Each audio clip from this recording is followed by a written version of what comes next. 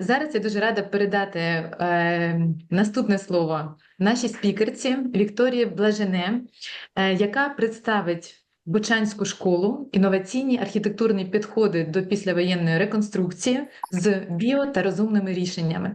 Ця тема дуже актуальна у нас також, враховуючи те, що одна із тем, над якою працюватимуть наші учасники хакатону, пов'язана із навчальними та культурними закладами. Тому, Вікторія, дуже рада вас сьогодні бачити на нашій події і передаю вам з радістю слово.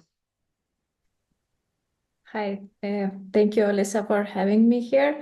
I did not understand what you said, but I just thank you wanted for having me to here. welcome you and say that we are happy to have you here with us, and that the topic that you present today is super relevant for not for all our audience and for the Rebuild Green program at all. So thank you very much. We are looking forward to your presentation. Please, the floor is yours. So, is it okay and visible? Hopefully, yes. Okay. So as I presented, I'm Viktorija Blaziene, saying hi from Vilnius, Lithuania at the moment. And today I wanted to share some strange topic with you about the project that right now I'm into. So I am the head of architecture in this fund or charity fund to build a school in Bucha. And we started quite a long time, and we had different experiences. So today I want to share some smart and stupid experiences that we had along. For this, yeah, I can move for the very beginning. So this is me somewhere here in the corner, yeah, with the cowboy hat, surrounded by the kids in one of the projects that we are having in Lithuania, where we involving kids to create public spaces and to build it together. So this is one of my favorite activities to do. And beside that, when I have some free time, I'm also I am also a CEO of a company, architectural company in Lithuania, 12 architects, and also trying to implement this Bucha School project. So more about Bucha School. So I joined it 2 years ago, this project, when the initiators of the fund, charity fund, said that there is a need to build a school in Bucha. They had a plot there that they can give it for Bucha municipality, where we can build and design a school for almost 900 kids. And we got a task for municipality, and then we needed to set to answer for ourselves what is a school for us. And finally, after, yeah, as I said, 2 years of working into this project, I can happily say that we are now finishing the technical design and moving to a building permit and hopefully starting the construction. And yeah, we had some bumpy road in this path, and we had to set some values to try to move in this project. And what we started is that we had quite a good experience of building modern and new schools in Lithuania. And in that way, we gain experiences and comments from users, kids, I mean, teachers, administration, and also other stakeholders. And we wanted to keep all of these good practices that we have and to share it with Ukraine. And also there was like a clear set that we need to rebuild this Ukraine in a green way. So that's why I'm very happy that you're also keen on this. And then the last value that Ukraine needs schools, renewed schools and new schools now, not later, not after 5 years, but they need to be available for kids to join and to have actually offline classes. So what challenges we had? So Actually, there was when we started the project, we expected some challenges to face. Of course, since it's a charity fund, we did not know how to get the funding for the project.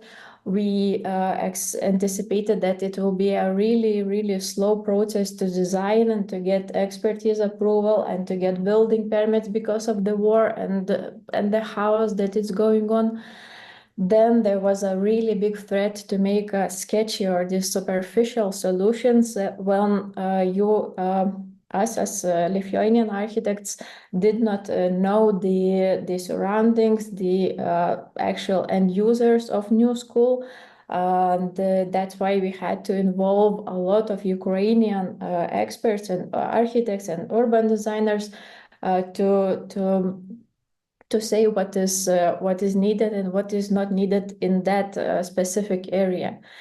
And then, of course, it is still a really big risk to build in a wartime, and these are the challenges we expected in the project. But today I want to share about the challenges we did not expect to face in this project, and these are very strange and crazy situations from time to time.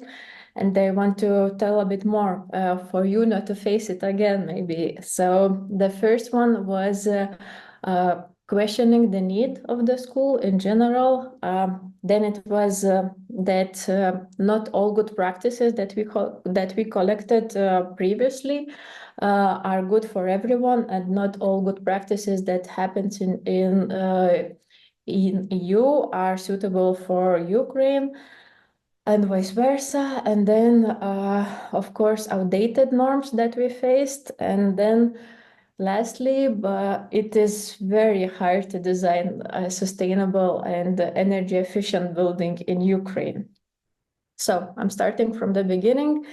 So the questioning, why do we need a school? Why now? Why not after the war? Why do we need to collect money for a school, not for other buildings? And why do we need a school in Bucha, and why to build new, not to invest in renewing old or existing or damaged buildings? So all these questions are raised from the very beginning, actually, of the project, and especially when we started this platform in Global Giving for crowdfund this project.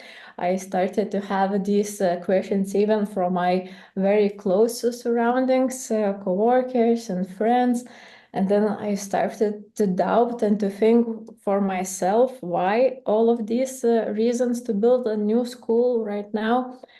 And then actually I sat back and visited Ukraine a few more times, and mm, I came to realize for myself that it is important to have a new school right now, not later, not after 5 years or in 10 years or in 3 years, because some of the kids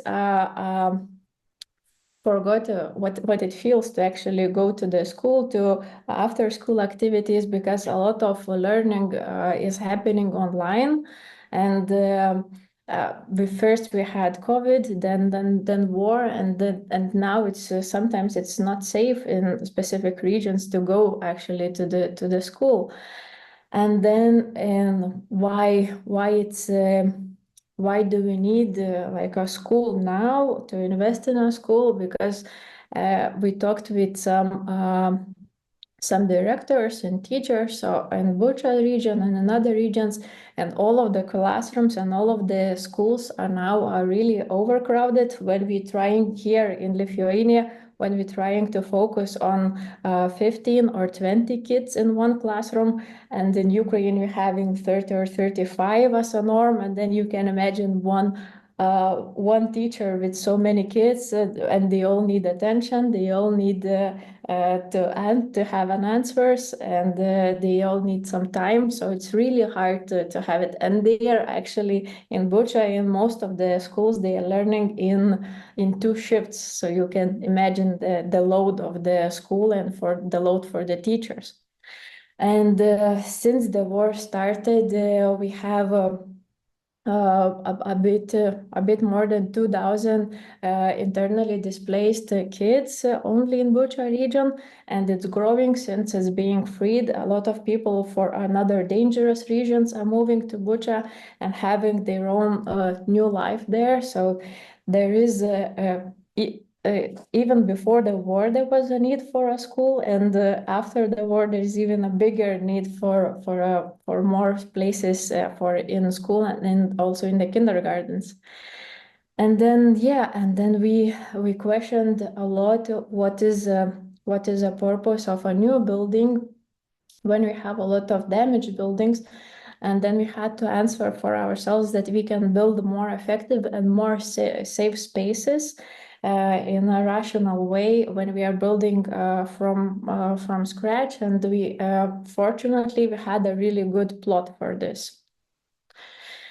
And the other one is not all good practices are good for everyone. This was very strange or surprising for me, but it was good to learn.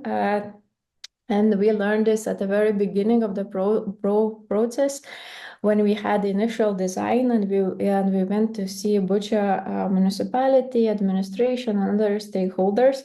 And we presented for them our good practice, the project that we are planning to implement. And right after we got some feedback, what is a new school, what is a modern school, but also without this, we get a lot of comments, what is wrong, what is working and what is not working for them. For instance, we imagine a new modern school as a place for all communities together. So not only for kids, but for parents, for other people that lives near to go and to use a school full time after lessons, to have sport activities, open library, open kitchen. But then it was really clear message from